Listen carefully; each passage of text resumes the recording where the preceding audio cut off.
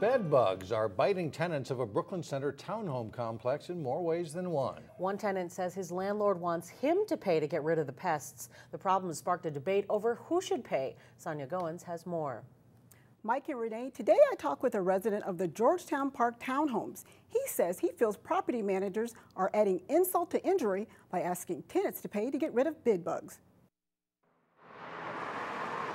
It was very devastating to know that I had them in my unit. This Brooklyn Center tenant didn't want to be identified for fear of being evicted. I saw one climbing up, going up the wall here. But he did show us his pest problem. See these little black marks here? That's stuff that they leave behind when they're traveling. The eggs were found behind the nightstand. We had to cover everything once they came out and sprayed. When the inspector came out, he found one dead on the floor over there. He says he first noticed the problem one night while lying in bed. So I jumped up, turned on the light, pulled back the covers, and there was a bed bug. Bed bugs are small parasites that feed on the blood of people and animals while they're sleeping. First 2 days, I got bit like 18, 19 times. They also make you itch. There's one area right there where I had kind of scratched it quite a bit. He says his unit wasn't the only one at the Georgetown Park townhomes with bed bugs. I found out there were anywhere from 6 to 8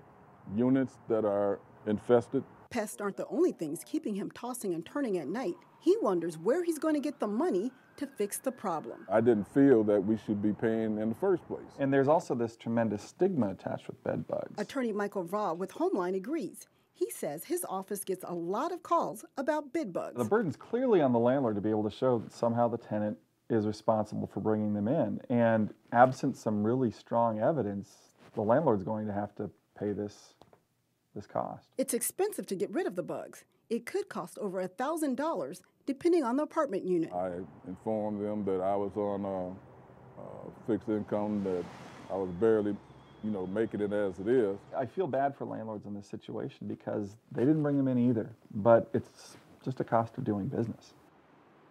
Now, Attorney Michael Vaugh also says the number of people calling Homeline to get rid of bed bugs is growing.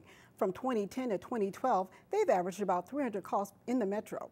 If you would like more information on Homeline, log on to our website, 12.tv. Mike and Renee, I did stop by the Georgetown Park Townhome office. They declined an interview on camera.